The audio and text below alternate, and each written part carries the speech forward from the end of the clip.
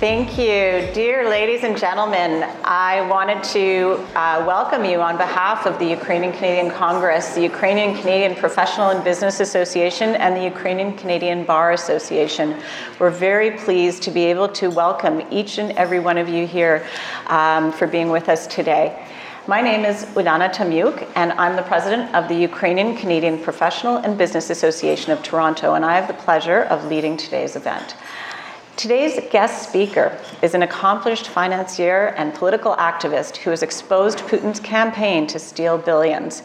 Bill Browder is a man who isn't afraid to expose the truth, and his newest book does so right from the very title, Freezing Order, a true story of money laundering, murder, and surviving Vladimir Putin's wrath.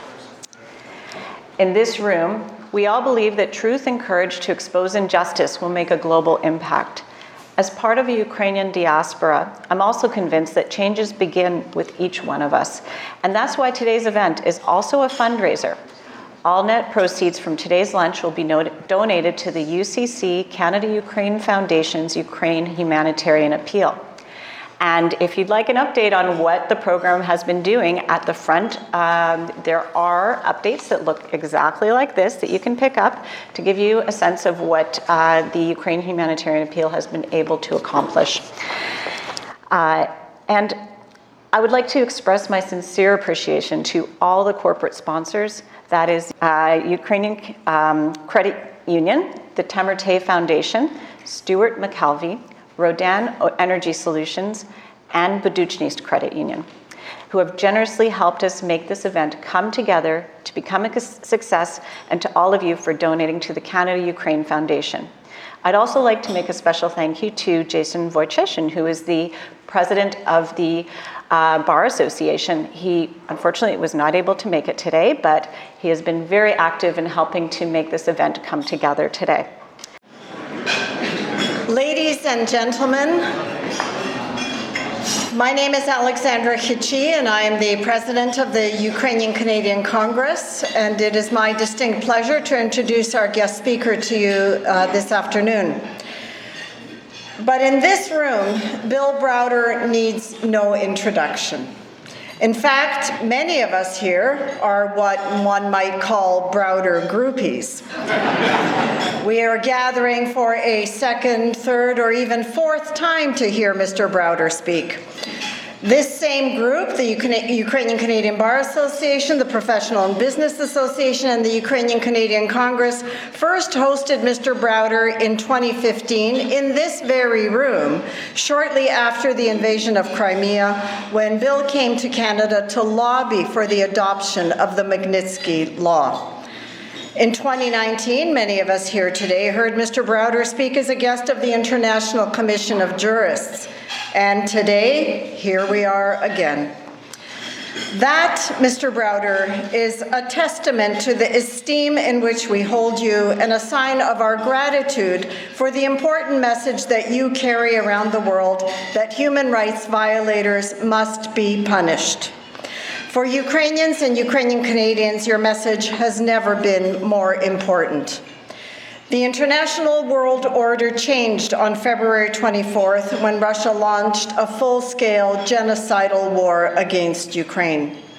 And one of the most important ways in which NATO and the Allies have supported Ukraine's struggle is with the imposition of sanctions, and in particular sanctions under the Magnitsky Law, for which you have successfully lobbied in Ottawa, the US, the EU, the UK, Estonia, Gibraltar, Jersey, Kosovo, Lithuania, Latvia, and Australia, and many more to come, I am certain. And for that, we thank you. Today, we have asked Mr. Browder to speak about how he exposed Putin's campaign to steal billions and terrorize those who stood in his way, which of course is the subject of his most recent book, Freezing Order. The Sunday Times said that Browder has made his story into a real page-turner, and amid the horrors being reported every day from Ukraine, it also provides a highly readable insight into the true nature of the regime that is responsible for them. And Canada has begun the process of holding the members of this regime and their friends and collaborators to account, or at least to pay for their sins. The government has responded to the clarion call of our many weekly demonstrations in support of Ukraine, where we called for Canada to freeze them, seize them, and sell them. And for that, we thank Marcus Kolga. He's copyrighted that phrase. So the recently passed Budget Implementation Act includes amendments to the Special Economic Measures Act and the Justice for Victims of Corrupt Foreign Officials Act, otherwise known as the Sergei Magnitsky Law, to provide for forfeiture orders that would allow for the seizure of property in Canada, which can then be used for the reconstruction of a foreign state, I insert Ukraine, adversely affected by a grave breach of international peace and security, the restoration of international peace and security, and of course the compensation of victims.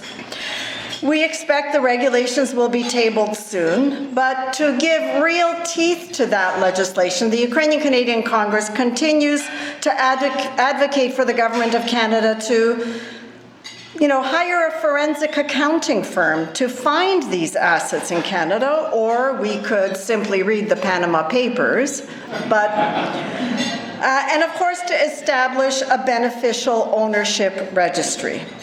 So far, the government has only identified a fraction of the assets that I know that Mr. Browder knows are in Canada. So to tell us what more Canada can do, I turn the podium over to our guest of honor. Ladies and gentlemen, please welcome Mr. Bill Browder.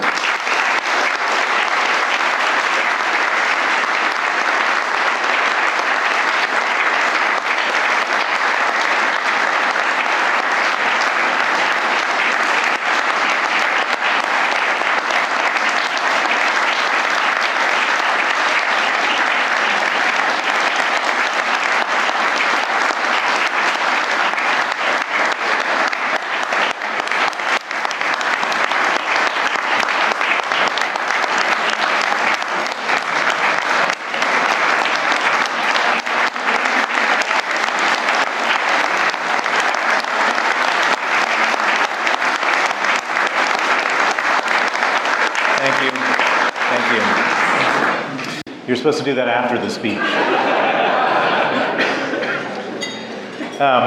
I love coming to Canada, and I love Canada because at least some people understand what's important here, and I'm truly honored and moved to be with you here today. There's a lot of friends here, a lot of people who have helped me along the way here. My story is a story that started a long time ago, and with the murder of Sergei Magnitsky, and as you know, it's been I guess I've seen the true colors of the Putin regime before many other people did. I think most people in this room probably saw the true colors of the Putin regime, but the rest of the world didn't. And it was really my story that I needed to get out there to try to share what's really going on. And as you know, my first book, Red Notice, was all about the murder of Sergei Magnitsky after he uncovered a massive government corruption scheme, about the campaign that I conducted in the United States and elsewhere to get the Magnitsky Act passed. And I never set out, I'm a businessman, I never set out to be an author, surely. And but the story was so important to tell, and it fits so nicely into a book. It had all the right features for a book. It was, it had a character transformation, businessman to human rights activist. It had a beautiful narrative arc. It was all sort of perfectly positioned for a book, and I wrote this book.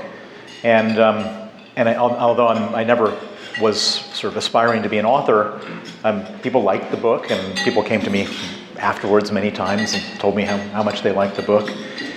And I thought that I was one and done. But after the Magnitsky Act was passed, Vladimir Putin went out of his mind, and he made it his single largest foreign policy priority to repeal the Magnitsky Act in America. He went after various people in various countries, including my friends here in Canada, who were trying to get Magnitsky Acts passed around the world. He murdered Boris Nemtsov, who was one of my closest allies, who had been instrumental in passing the Magnitsky Act.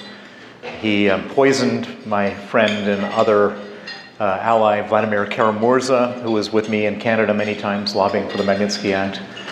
And he did so many unbelievable things that I felt like I had to write a second book.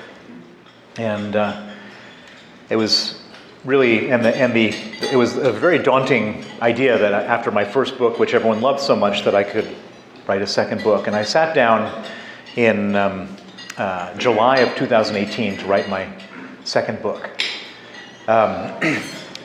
So I normally live in London, but I have a house in Colorado, in Aspen, and I sat down in my house in Aspen to start writing the book, and it's a pretty daunting task. I set up in the dining room, at the dining room table with my computer. I told all my children, don't come into the room for the next 4 hours, I'm going to be writing. I turned off the internet so I didn't get any enticing news alerts. I put my phone on silent and face down, and I started to write. And I wrote a paragraph, and I read it, and it looked bad, and so I erased it. I wrote another one, didn't help me anymore. I deleted that one. I sort of sat there trying to think, how am I going to start this book? An hour later, I'm still staring at an empty screen, and I can no longer take the temptation, so I turned my phone over to see what's been going on. And in that last hour, there was 176 new messages on my phone. The first message said, Bill, are you watching Helsinki? Second message had a bunch of expletives, which I won't repeat here. The third message said, if you need a place to hide out, you can use my cabin in the mountains. And what all these messages were referring to was, at that very moment, there was the first summit between Trump and Putin in Helsinki, Finland. And so these two presidents were meeting sort of formally for the first time. The summit was taking place on a Monday. On the previous Friday, Robert Mueller, the special counsel, had indicted 12 Russian military intelligence officers. And that kind of created a big question for the summit, which is, will Putin cooperate? So these two presidents sit down in a secret meeting. It was not an open meeting, it was a secret meeting in which there was no national security advisor, no secretary of state, no note takers, nobody. Completely just Donald Trump, Vladimir Putin, and one of Putin's guys. So they go into this meeting. Nobody has any idea what they discussed because they didn't tell.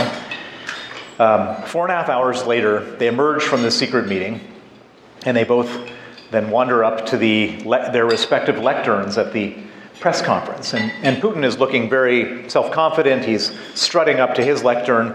Trump is kind of hunched over, looking a little bit like he's been beaten down, goes up to his lectern, and the press conference begins. And the very first set of questions go to Putin. 3 questions in, a Reuters journalist raises his hand and says, Mr. President, are you going to hand over the 12 Russian military intelligence officers? Putin smiles. He's very calm. He's been preparing for this question all weekend. And he says, yes, it's entirely possible that we would do that. But we would expect some goodwill and reciprocity from our American friends. Specifically, if we were to hand over these 12 officers, we would ask them to hand over Bill Browder. Now, that wasn't a very pleasant thing to hear. Of the 7+ billion people on the planet, I'm the person being discussed. But it wasn't a surprise. As I mentioned, Putin has really had it out for me with Interpol arrest warrants and death threats and kidnapping threats, and publicly naming my name in a variety of different settings, and And by the way, it's very unusual for Putin to name the name of his enemies. He almost never does so. He always says, that lawyer, that person, that individual.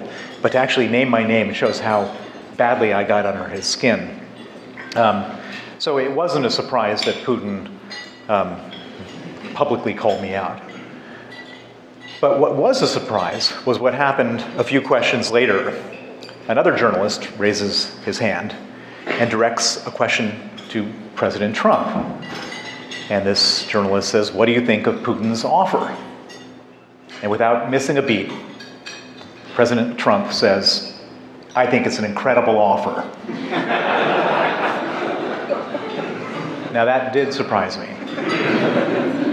To have the most powerful man in the free world offering to hand me over to a man who wants to kill me was really awful. So the two presidents finish the press conference. They go to their respective airplanes. And I'm expecting at any moment our aides to Donald Trump would have gathered up the U.S. press crew, who was also on Air Force One, and made a statement saying, actually, the president misspoke. What he meant to say that it was an incredibly bad offer, or something like that. But total silence. So Trump returns to America on Air Force One, and the next morning, my wife, who had been up several hours before I was, shakes me awake and says, Bill, you've got to see this. And she had been going through the Russian press. And Vladimir Putin, who is somebody who normally prides himself on being a master negotiator, had realized that he made a big mistake. The Americans were asking for 12, and he had only asked for 1. And so overnight, he asked for 11 more people to be added to the swap. He specifically asked for former U.S. Ambassador Mike McFaul, who had been a good friend of mine, who had been helping me with the Magnitsky Act in the United States. He asked for a man named Kyle Parker, who is the chief of staff of the congressional committee that wrote the Magnitsky Act. He personally wrote the Magnitsky Act. Putin asked for 3 acting Department of Homeland Security agents who had been investigating money laundering connected to the murder of Sergei Magnitsky.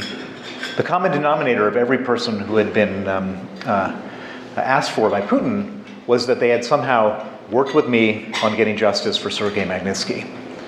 So it's one thing to ask for a private individual, and I'm not even an American citizen. I've been living in Britain for more than 30 years. I'm a British citizen. So a non-American, maybe that's not so offensive. But to ask for current and former U.S. government officials who are basically just doing their job, coming up with policy, to be handed over to a hostile foreign power, it was the most outrageous thing that's probably almost ever been done. How would anyone ever go into government service if they thought that at some point in the future, in some change of administration, they could be handed over to a hostile dictator? And so it seemed certain to me that the Trump administration would have somehow walked it back. But one day went by, nothing. 2 days, total silence. On the third day, I'm giving an interview, and I've been giving interviews every day explaining to the world who Bill Browder is, because this was my chance. And I was on Fox News, and Fox is no different than MSNBC or CNN, all completely, nobody had there was no partisanship when it came to this particular issue. And I'm giving an interview, and about halfway through the interview, they say, we're going to have to hold it there for a moment, Mr. Browder, and go straight to the White House. There's a press conference taking place.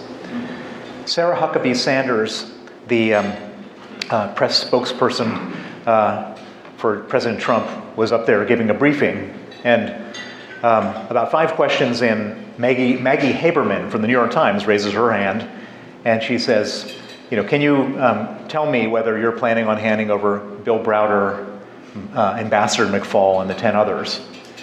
And this would have been her moment to say, of course not, that's outrageous, unreasonable, and we're not going to do that. But she said something different. She said, the president is still considering it. He's consulting his advisors. We'll let you know.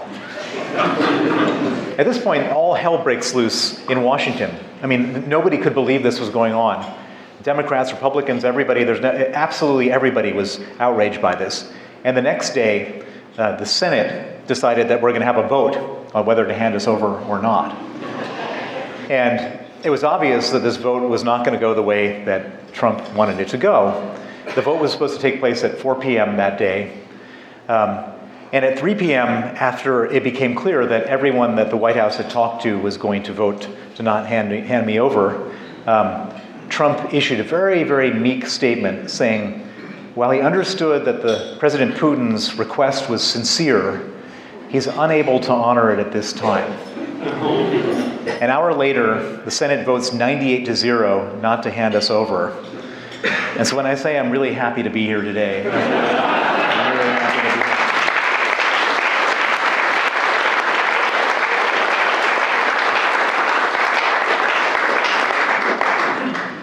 here. So we're in a room full of people who have read my first book, and so I'm not going to, normally at this point in my speech I would tell you my story of how I got here, but I think most everybody knows my story. Maybe I'll do it in like 3 seconds. I'm the grandson of the leader of the Communist Party of America.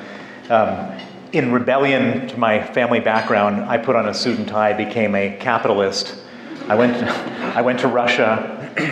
After the fall of the Berlin Wall, I set up this massive investment fund called the Hermitage Fund. I became the biggest foreign investor in Russia. I started complaining about corruption in the companies that I invested in. And in retaliation, I was expelled from the country. I was declared a threat to national security. My offices were raided. I had a young lawyer named Sergei Magnitsky who worked for me. He investigated why they were raiding the offices, and he discovered that the purpose of the raid was to seize our documents and then use the documents in a complex fraud to steal $230 million of taxes that we paid to the Russian government in 2006. He exposed this fraud. He was then arrested by the officials involved. He was tortured for 358 days in Russian police custody, and he was murdered on November 16, 2009, at the age of 37, 13 years ago. And I've made it my life's work. I put aside all of my business, and I made it my life's work to go after the people who killed him, to make sure they face justice. And that's what I've been doing for the last 13 years. And a big part of my story, and one that many of you know, is about the Magnitsky Act. The Magnitsky Act is a piece of legislation named after Sergei Magnitsky, which freezes the assets and bans the visas of the people who were involved in his murder, people who do similar crimes in Russia, and people who do similar crimes around the world. The Magnitsky Act was passed in 2012 in the United States. It became the Global Magnitsky Act in 2016. I always understood that it was important for me not to just have the United States have a Magnitsky Act because people could keep their money in a lot of other places. I wanted the Europeans to have a Magnitsky Act. I wanted the UK to have one. I wanted Canada to have one. I wanted lots of places to have one. And I understood that there's a lot of places around the world that are kind of anti-American. They don't really want to follow America. But I also I understood exactly that there's no such thing as anyone being anti-Canadian. And so I really made it my life's work after the first Magnitsky Act was passed to come here and get a Canadian Magnitsky Act passed, because I knew that even though this is a relatively small country compared to many other countries, if Canada were to do it, Canada has a lot of moral authority, and so I must have made 20 trips to Ottawa over that period of time with Marcus Kolga here, and Boris was one of my allies, and many other people here worked with me. And it was really a glorious day in October of 2017. And I was in London when I was watching this in Parliament when they passed the Magnitsky Act. And I guess some people here follow politics closely, but I don't know how many of you actually watched a vote being passed, but it's pretty great, or when it's your vote. And what they do is each member of Parliament has to stand up to have their vote counted, and so they ask, who's in favor, and it was like this human wave. One after another stood up, and I was just watching all these people stand up, and it's something better about standing up than just like ticking a box or something like that. And then they said, Anyone opposed? The entire parliament just sat still. And that was the moment that the Magnitsky Act passed in 2017, and I was deeply moved. And it was really a domino type of event, because afterwards, as I thought, it became much less difficult to follow Canada in passing the Magnitsky Act. And in the next year, the UK passed their Magnitsky Act in the summer of 2018. The EU passed the Magnitsky Act in December of 2020. Australia passed a Magnitsky Act in December of 2021. Norway has a Magnitsky Act. I just discovered a couple days ago, I was being interviewed. My new book is published in Icelandic, and some Icelandic journalist called me up, and we started talking, and he said, "What do you think about the Icelandic Magnitsky Act?" I said, "There's an Icelandic Magnitsky Act?" So there's now 35 countries. In addition, we also have all of the British protectorates and crown dependencies, the Isle of Man, Jersey, Guernsey, Cayman Islands, BVI. And in fact, interestingly, of all the places in the world, that's the best place to have it, because they have to copy British foreign policy. And yes, it's pretty exciting to get like a mansion seized in London, and it makes for good television. But it's a hell of a lot better when you get $7 billion of Roman Abramovich's assets seized in Jersey, and another $7 billion in the Cayman Islands. And that's really where what counts. So the Magnitsky Act has been sort of the most public part of my campaign. But another part of my campaign, which was not nearly as public, but probably equally important, was to say, who got the $230 million that Sergei Magnitsky was killed over? And I wanted to make sure that not a single person who got that money could enjoy that money. I wanted to make sure that everybody who was involved in laundering that money was prosecuted. And so in parallel to passing the Magnitsky Act, I got together with a team of people, and I funded an operation, an investigation to find out who got that money. And this is what my second book is about. And we ended up having some lucky breaks. We had a whistleblower come to us who was part of the criminal group who fell out with his criminal compatriots and decided to come to us and give us a bunch of evidence, which led us to a bunch of bank accounts in Switzerland that were opened in the name of the tax official who signed off on the tax refund. Her husband had the accounts in Switzerland. He got money directly from the crime. That led to the seizure of assets, or actually the freezing of assets in Switzerland. It opened a criminal case. We ended up getting a data leak coming out of Moldova, another data leak coming out of some other countries. We ended up subpoenaing various banks. And with a combination of all these different things that we were getting and pulling on threads and getting more information, we ended up putting together a very comprehensive database of money laundering connected to the Magnitsky case. And the biggest break in our whole investigation came, I believe it was in 2017, with the Panama Papers. The Panama Papers is a term used to describe a database that came from a Panamanian law firm called Mossack Fonseca. There was apparently the mistress of the head of the firm fell out with her boss and decided to copy the entire firm's computer data and hand it over to Süddeutsche Zeitung, a German newspaper. They then organized a consortium of journalists in every country around the world where they had findings, which was many countries. And each of the countries then dug into the database where they had their own local heroes, or anti-heroes, I should say, people who did bad stuff. And Russia had a specific anti-hero by the name of Sergei Roldugin. Sergei Roldugin was this strange character. He was a professional cellist from St. Petersburg. And according to the Panama Papers, oligarchs and Russian state banks were engaged in all sorts of totally unjustifiable transfers of money to this cellist to the tune of $2 billion. So The next richest cellist in the world is Yo-Yo Ma, with 25 million. And here's this unknown cellist, he's not particularly good even, and he's worth 2 billion. And why are all the oligarchs passing over 50, 60, 100 million dollars to cellists? I mean, the oligarchs are the stingiest people around. This is not philanthropy, that's for sure. I mean, these are people ready to kill for 10,000, and they're transferring millions, hundreds of millions, to this cellist. Well, this particular cellist has an interesting background in that he was Putin's best friend from childhood. He was the godfather of one of Putin's daughters. He introduced Putin to his first wife. And this guy is Putin's nominee. So Putin doesn't hold any money in his own name. Of course he doesn't. He holds money in the names of people he trusts, and he trusts this guy, Sergei Roldugin, the cellist, to hold his money. So the moment that we learned about Sergei Roldugin, we said to ourselves, we really need to have a good look at our database to see if he shows up anywhere in this database, because we could track all sorts of Magnitsky, the money from the Magnitsky case related to different people.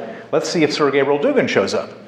And so we tap Sergei Roldugin into our database, and sure enough, we get a hit.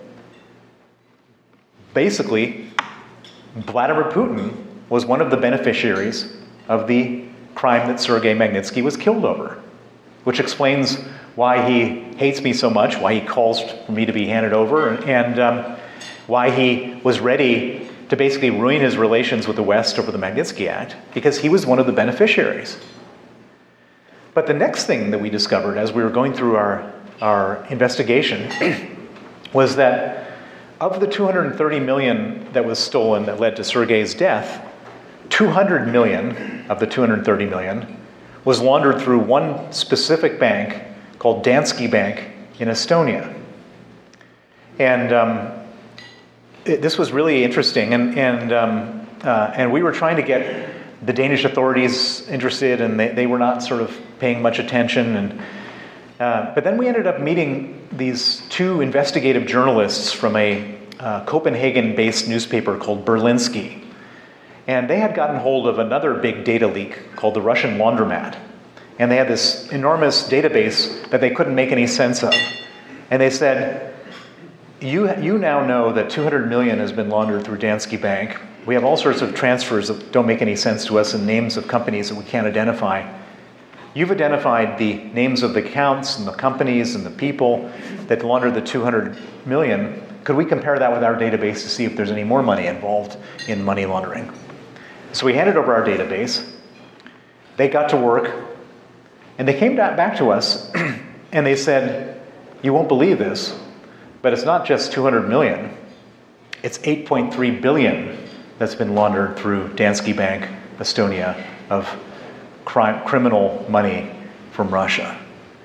Now, at this point, Denmark is supposed to be like the squeakiest clean country. It's actually second on the Transparency International Index of honest countries, like number 2. And all of a sudden, we found $8.3 billion flowing through one of their biggest bank. So Berlingske writes a story. It's the most well-read story in the history of their newspaper. And the head of this bank can't just sit back and say, well, nothing. And so he's got to then orders an investigation, an external auditor to come in and to investigate. They bring in a law firm, an auditing firm, a data firm, and he's hoping that maybe these investigators will come back and say, actually, these Berlingske guys were wrong, they're just journalists, they don't know anything about money.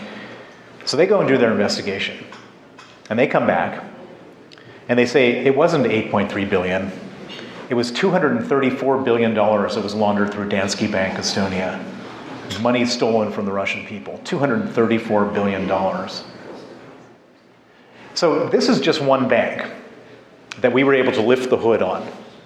And I know for sure that Raiffeisen Bank in Vienna is up to their neck in dirty money. But we couldn't ever lift the hood on Raiffeisen. There was no investigation there, no matter how many times we wrote to the Austrian authorities.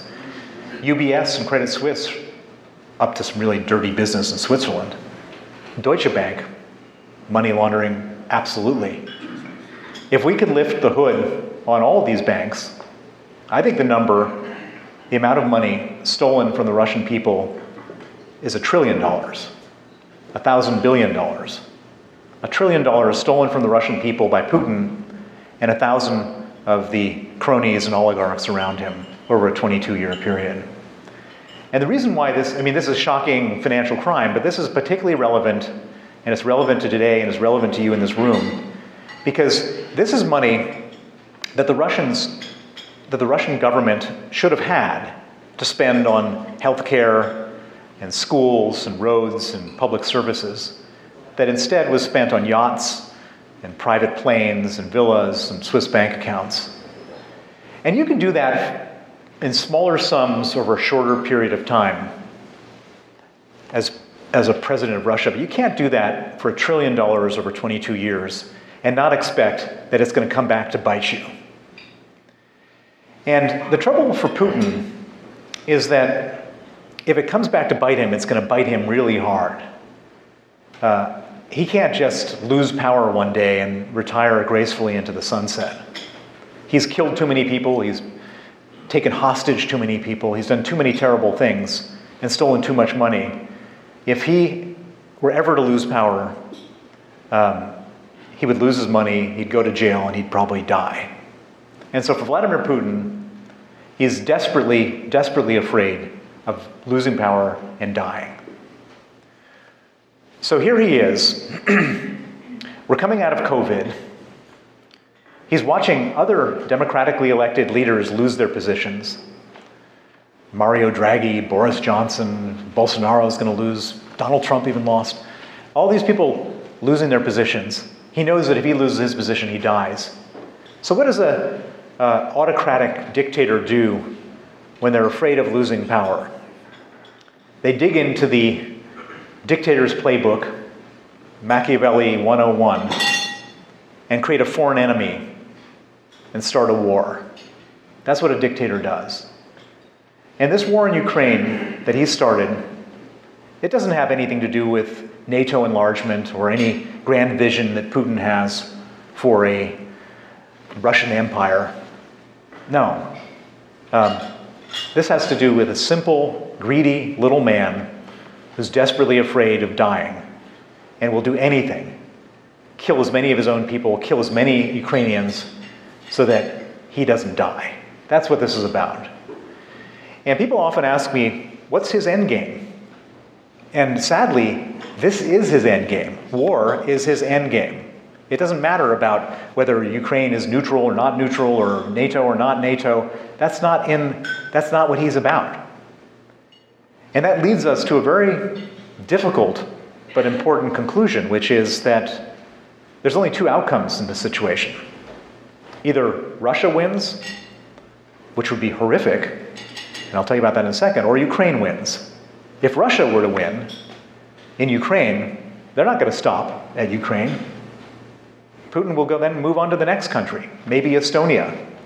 Point his guns at the Estonians, point a few nukes at Berlin, London, and Washington, and then see how real Article 5 of NATO is. He'd love to see that. And he'd love to see us all cave and say, well, actually, just like the Budapest Memorandum, that was just a memorandum. Maybe Article 5 is the same thing. And by the way, if Article 5 is ever to disintegrate, then it's every man for himself, law of the jungle, 1937 Europe all over again. And so it's not just about Ukraine, it's about everybody, which is why the Ukrainians have to win.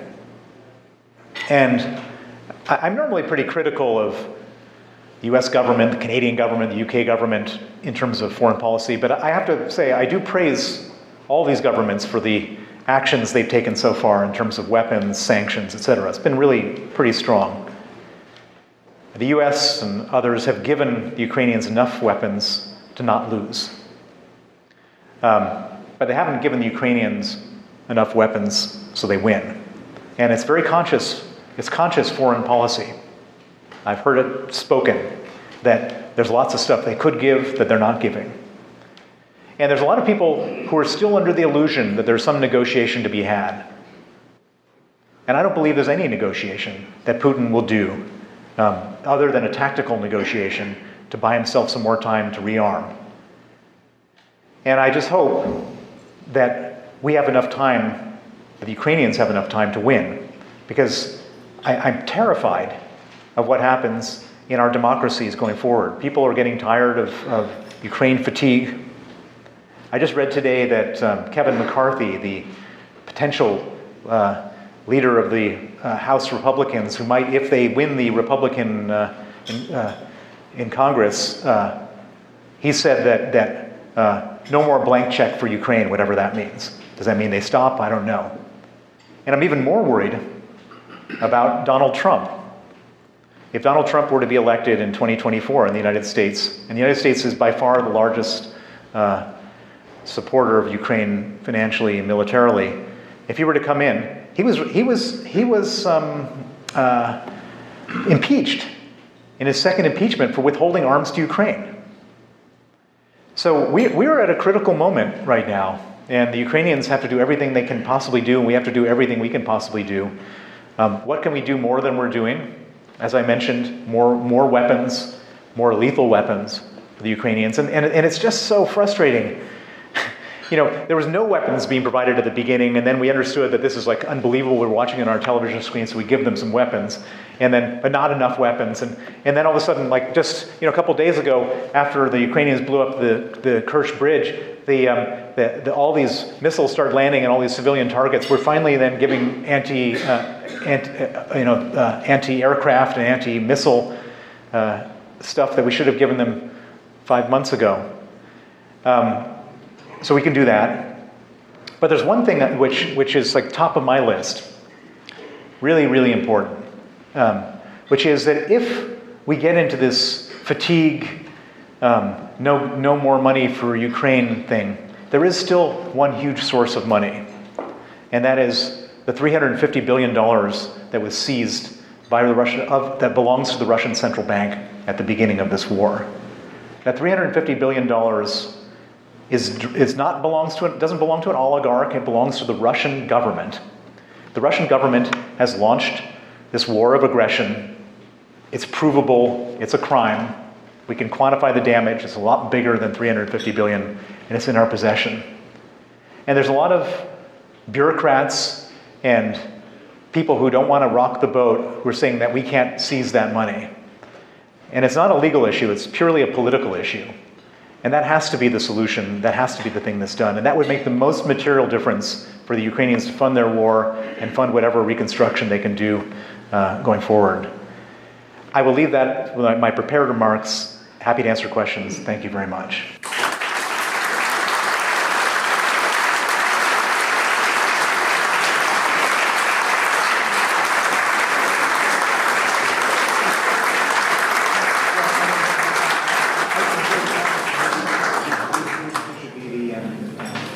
All right, so Mr. Browder has graciously agreed to entertain questions. We do have a microphone. Olha is circulating with those questions. If you would raise your hands. Mr. Barrick. I'm a lawyer. On behalf of the legal profession in Canada, what can we collectively do to assist in the work that would be most effective? Well, I think that's the legal firepower needs to be provided to the. There's a coalition now of parliamentarians from different countries that want to seize this money, and what happens is they get in front of people in government bureaucracy who say, and they have arguments. This would violate sovereign immunity, et cetera, et cetera. And every good lawyer can come up with every good legal argument. But basically, the parliamentarians, who generally are not lawyers, there's a few, but none, need all the legal firepower to say, that's just simply not true. If you pass a law that does this, then that changes that, et cetera, et cetera. And so I gladly introduce you to the parliamentarians who are working on this if you want to be involved. But the more legal firepower that they have at their disposal, the faster this will happen. This will happen. I mean, it's either us paying for the Ukrainians or the Russians paying for the Ukrainians. And there's absolutely no reason why the Russians shouldn't be paying before we have to dig into our pockets. There's a gentleman, I'm sorry, I don't know your name, if you would introduce yourself. Hi, it's James Small. I'm Bob on Shepherd in London. Mr. Browder, I spent time in Russia, some time in Ukraine, spent some time in Eastern Europe. You've identified the flow of money out of Russia through different vehicles. Since the war's begun, have you been able to track the flow inwards from the money that was held offshore? I'm particularly concerned about how the Browder group gets paid and how the Chechens get paid. And who paid for the Iranian warheads and drones? That seems to me to be the area where those outside of the conflict can have the most value by tracking that money back. It's real simple. The major, Italian energy company, the German energy company, Russia is selling, as we speak, about $1 billion a day of oil and gas. Now the gas has been somewhat interrupted because they've stopped the supply of some gas, but this is all official money. This is not surreptitious money. The Russians get $1 billion a day from the West, and they spend $1 billion a day to kill Ukrainians. It's just as simple as that. And that is the elephant in the room. We can freeze all their savings, but we're not freezing their income right now. And they're making more money now than they've ever made. I mean, it's kind of ironic. By creating a war, it pushes up the price of oil. And so whatever oil they're selling, and it might be less oil than they sold before, they're still getting a ton of money for it. And that is the crux of the problem. And this is one of the reasons I'm not so optimistic about the Ukrainians winning this war anytime soon.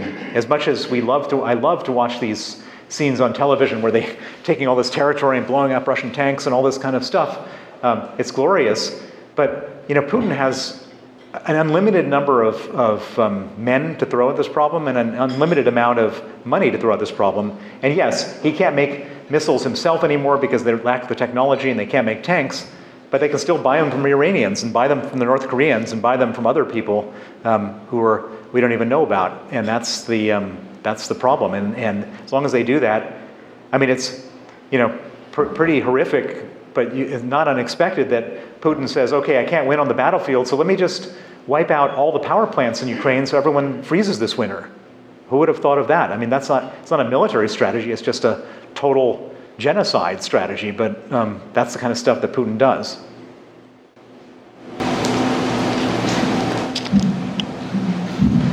Hi, Mr. Browder. You mentioned $350 million. Where is that being held? Is it with a particular government, international agency, banks? Who do you go to withdraw the money for the Ukrainians? So this actually comes back to, there's a very strong Canadian connection to this whole thing. So when the Russian central bank, when Putin started this war, he thought he's starting it with great confidence. He started this war thinking it's going to end in 3 days. And by the way, he's got $650 billion of central bank reserves that as a war chest. And so if there's any short-term sanctions, he can live through the sanctions until the sanctions are lifted, which they always are because everybody is so cynical in the West. And the war started and everyone was scrabbling around to figure out what to do. And Chrystia Freeland, who is one of my friends and an ally in all my fights here, as the finance minister, came up with a great idea, which was when the Russian central bank has reserves of dollars, Canadian dollars, US dollars, euros, they don't keep that at Citibank or Royal Bank of Canada or wherever. They keep it at the Bank of England, at the Federal Reserve, at the European Central Bank. And so the money is, and so she said, let's freeze it. And all these other finance ministers said, well, we can't do that. I mean, how do we do that? And she had a legal analysis ready to go. And she explained to the G7 that this is what we do. And so the money is at the, there's not that much money in US dollars because Putin thought that the US might do something like this. And so there's only like 17 billion there, but there's like hundreds of billions at the European Central Bank. And there's some Canadian dollars and there's some Japanese yen and so on. And these are all at the central banks of our country. So there's no tracing that needs to be done. We know where the money is. It's like right there, which is pretty cool. I would like to ask a question about Putin. He's always the focus of attention, and so he should be. But he's not going to live forever. He might get assassinated So what if he does? I mean, I'm interested in your comment on the regime and whether it would just go on and on and on. It's, you know, a lot of people try to personalize this, and it's personal in the sense that Putin is a nasty piece of work and really good at being nasty. But if he were to, and there was a big rumor he had cancer, he's going to die, and everyone was like, oh, that, you know, that Hail Mary, that would be the end of all of our problems. First of all, it's not true. And secondly, if he were to die in his sleep tonight, then some nasty piece of work, some guy just like Putin would be sitting there ready to step up. In order to end this whole thing properly, the Putin regime has to crumble. And how does the Putin regime crumble? Well, probably the best way is for the Ukrainians to win. If this dictatorship is so flawed, and people have made such sacrifices in Russia for this dictatorship, and they lose a war, that's a scenario where you could have a sort of uneven dislocation transfer of power, where people say, you know, public uprising, where that's and you know, there's a bunch of people sitting in prison right now from the Russian opposition. My friend Vladimir Karamurza, who helped me lobby for the Magnitsky Act, is currently in jail facing 24 years for charges of treason because he gave speeches about Putin and the war being unjust and so on. And so there are people who are ready to pick up the pieces, who would bring peace to Ukraine, who would bring normalcy with the Western world, who would rebuild it from the ground up. I'm afraid to say that it's not a high probability that those people end up in power. I think people say, what's the prediction? And my sad prediction is that, you know, we could be here five years from now and still talking about Putin. These people are like cockroaches. I mean, it's look at Assad. 10 years ago, we thought he had 6 months to go, and he's still there 10 years from now. The world is a very mean, unfair place, and I'd like to think that there's some, kind of clean answer to this whole thing, but and there may very well be. I mean, he's creating a disastrous situation for Russians. This general conscription is all of a sudden, all these cynical Russians that didn't care about all the terrible things he was doing now all care because their lives are at risk. So anything could happen, and hopefully it does happen. But I don't think we should be. We always want to be hopeful. Coming from sort of civilized countries, we want to live in hope, and that's sort of our base case. Is things are going to get better, and I'd like to think they are, but I think we should also brace ourselves for that we're going to have to be in this fight for a long time.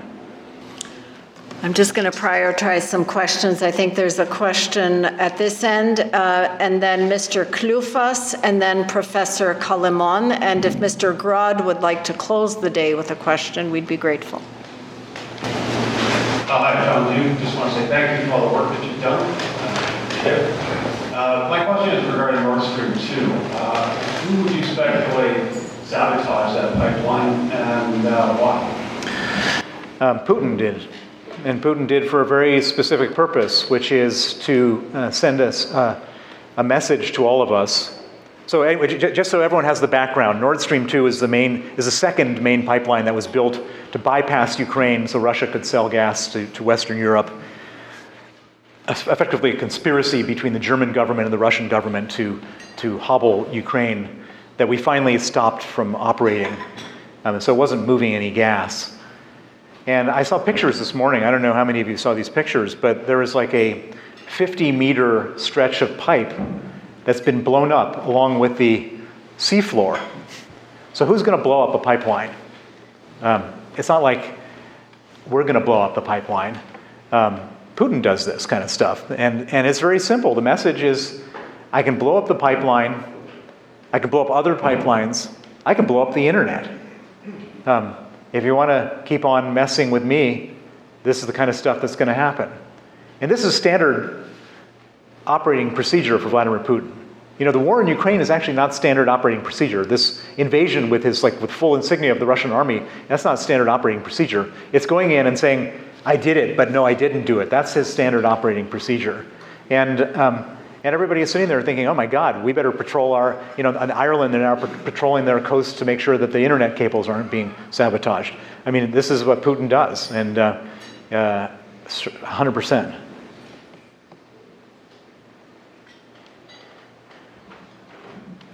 Thank you very much for being here with us. You mentioned something that's been on our minds during this whole war, that the West is giving just enough weapons for Ukraine to not lose and not to win. Now, you may have answered this question just right now, but what would be the thinking of the West in not allowing or not wishing Ukraine to win and only not to lose? The thinking is really simple, that everyone's scared of Putin. They're scared because he blows up pipelines. They're scared because he threatens nuclear war. They're scared because he's a wild man who scares everybody. And he creates this impression he's ready to do anything. And I know a lot of very smart people that say, we don't want nuclear war. Of course nobody wants nuclear war. But the alternative to saying, and if you take it to its logical extreme, we don't want nuclear war, therefore we're going to give in to his nuclear blackmail. If we give in on Ukraine, then what's next? Then there's and by the way, what's the message to everybody else who's got nuclear weapons? We'll end up in a world where then if you want something, you just threaten nuclear war, and so that's what they're so. We'll eventually get to the right place on this, because we always eventually get to the right place. But it's unfortunate how many Ukrainians have to die before we get to the right place. Yes, first of all, let me just congratulate you on one of your main recommendations, which was the $300 billion. I think that is central to this, because money is so important to Putin and so continue the war.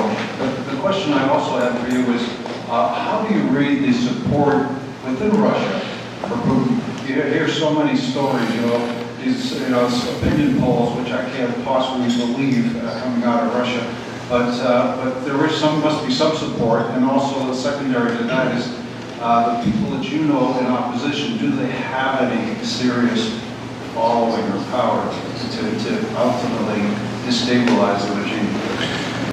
Well, it's a good question. So I was with Yevgenia Kara-Murza, the wife of Vladimir Kara-Murza, my friend who's in jail right now in Russian opposition, and we were in Ottawa going around Parliament Hill lobbying for tougher sanctions on Putin. And she made a very good point in all of our meetings, which is that, and I didn't know this before Monday, which is that when they say that Putin has an 85% approval rating, only 7% of the people responded to the question. And I think that says a lot. I mean, if you're called up by some stranger asking you your political opinion, you put the phone down. And I mean, what's remarkable about this, the 7% who did answer, was that 15% said they don't support Putin. I mean, so I don't know.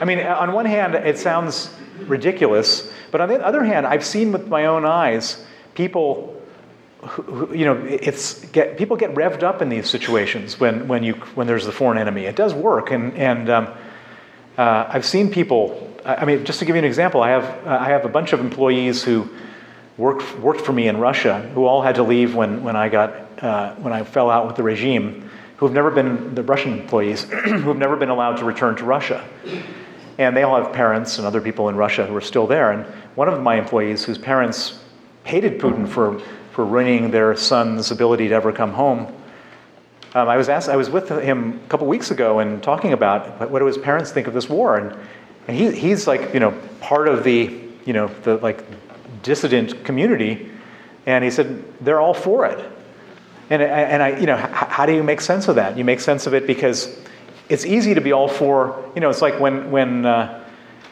after September 11th, everybody was all for going into Afghanistan and taking out the Taliban. And Putin has created this myth about the Ukrainians, that they're Nazis and fascists and all this kind of stuff. And so I think that people may have genuinely supported it, but I guarantee you they don't support it now that every male between the ages of 18 and 60 could potentially be sent to die on the front line. Nobody supports that anymore. And so, and it's also interesting for me because I know a lot of Russians even in London, and I can think of one specifically, a Russian person, a Russian woman who is a partner of a person who's a close friend of mine, and my friend is like ready to go and demonstrate in front of the Russian embassy with me, but his partner could have cared less about all of the stuff I was thinking about. As long as her narrow world was fine, then that was okay.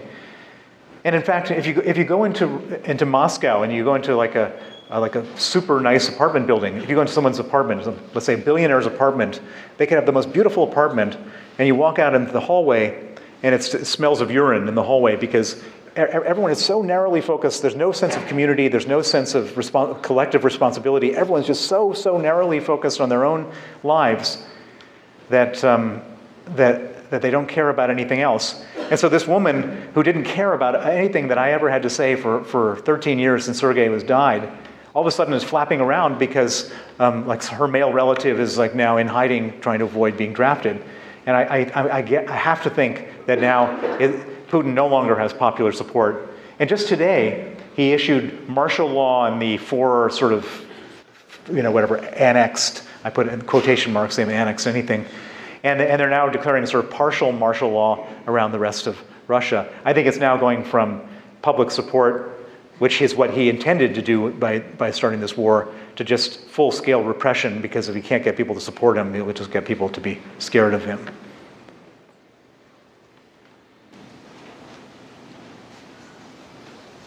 Hi, Paul Rudd, President of the Ukrainian Congress.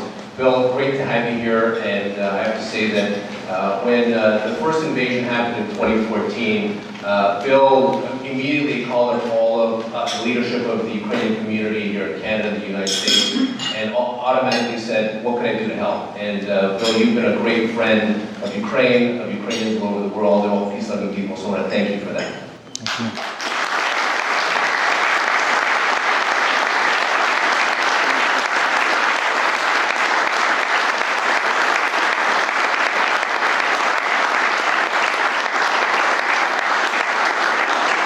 Bill, I'll be in Zagreb this weekend and next week for the parliamentary summit of the Crimean platform. And there'll be members of various European, other parliaments around the world, together with senior Ukrainian government officials, talking about not only the Crimean platform, but the whole issue of how do they stop Russia's war against Ukraine. And one of the things that I think we should really be looking at is really around how the Magnitsky Act and the sanctions regime really gets enforced and enhanced. And I'm sitting here with my colleagues from the Ukrainian-Canadian Bar Association who've done amazing work and really on the forefront of pushing that legislation with the government of Canada together with the Ukrainian-Canadian Congress and getting that ability to confiscate. But even in Canada, who's probably been a leader on this confiscation file, haven't really confiscated anything. So what advice do what do I call upon our parliamentary colleagues all over the world, and even on the Ukrainian parliamentarians and government, what should we be doing more to ensure that that actually gets confiscated and enforced? Thank you.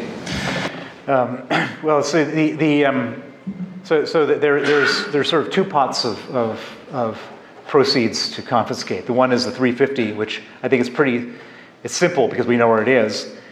But and I praise Canada for being the source of that, and Chrystia Freeland in particular. But then there's law enforcement. And Canada has done a terrible job when it comes to law enforcement.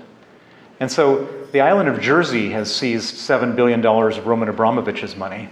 The island of Jersey, I think the population is like 35,000.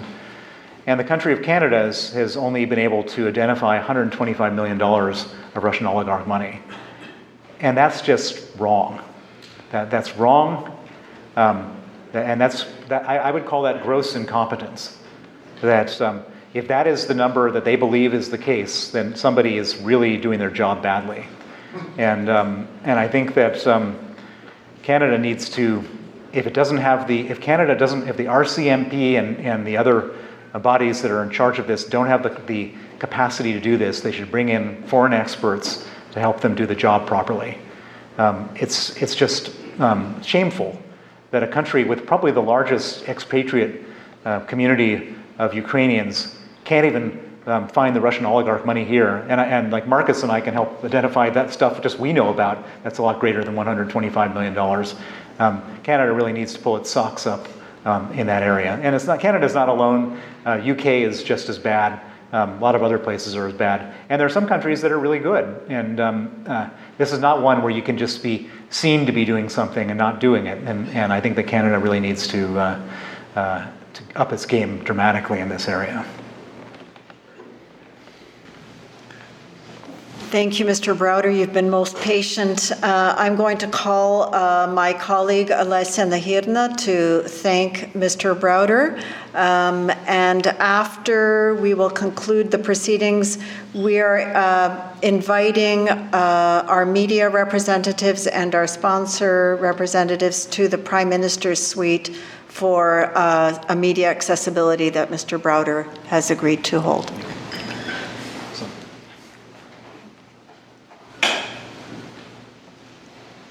Thanks very much, Alesia.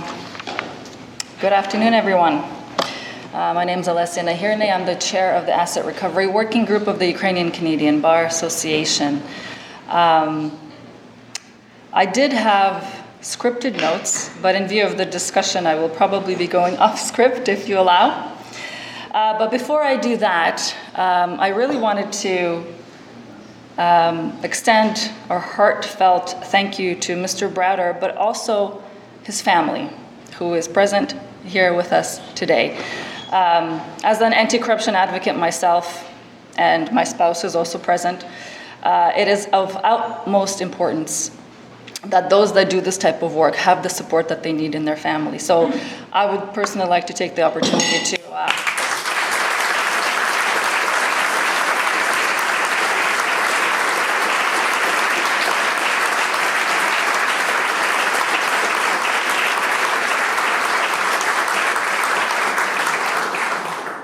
those that have read Mr. Browder's books know that those books read like fiction novels, like thrillers. But in fact, it is his life. And this afternoon, we had the pleasure of listening to him tell some of those stories. And we did break out in laughter at some points. But in fact, these are very present threats. These are life-changing events. To do this type of work that Mr. Browder and his family undertook takes a lot of courage, a lot of perseverance, a lot of tenacity. It is a risk to himself and to his family to be doing this work. So I really am humbled, and it's an honor, sir, to stand here to be able to provide my thank you remarks in conclusion. Now, I have been in the sanctions and anti-money laundering and anti-corruption space for quite some time. I work at a bank. I was the executive director of Transparency International before.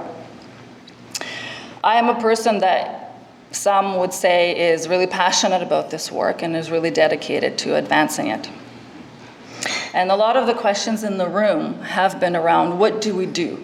How do we make this work? And those are very important questions, and they have very complicated answers. One thing is that I can say is the Ukrainian-Canadian Bar Association is actively engaged in this space. We did provide legislative analysis on the pieces of legislation that were put forward. We engaged with the government. We provided research. We looked at jurisdictional differences, because in the sanctions space, as you can imagine, there is a need for consistency across what the countries are doing for this to be effective. So there is work being done, and there is always more work to be done. Those of you that are interested in engaging, please do so. We are engaged with the United Nations Coalition Against Corruption, who have their own asset recovery working group. Transparency International France is doing great work on asset recovery, and they have developed tools for civil society to replicate the work that they do. So while, as we're engaging in this work, right, and going back to the work that Mr. Browder is advancing, which is particularly on the human rights side, right? I had the pleasure of speaking at a conference recently, and my task was sanctions human rights. Why do they matter, right? And it goes back to the purpose of the legislation. Why are we tying these two pieces together, right? Sanctions is a foreign policy tool. Human rights and the protection of human rights, by their very essence, is important to actually the international rule and order and peace and security.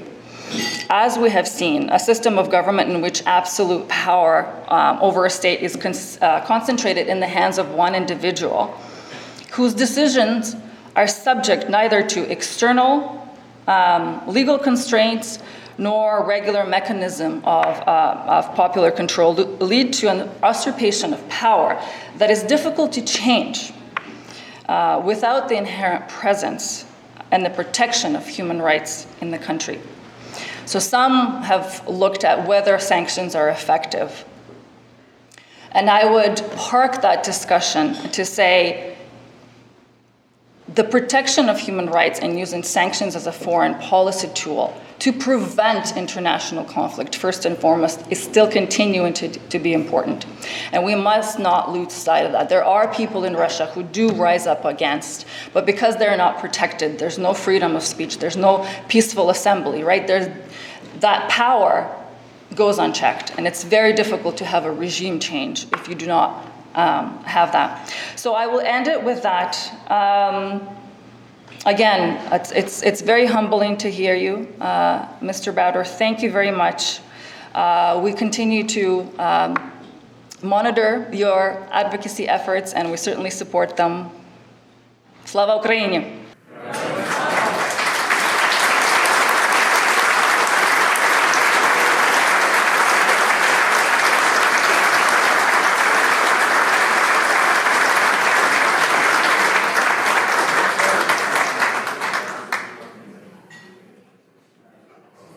Thank you, everybody, for coming today. It was a great pleasure to see such a wonderful crowd, and I hope you really enjoyed Bill's presentation.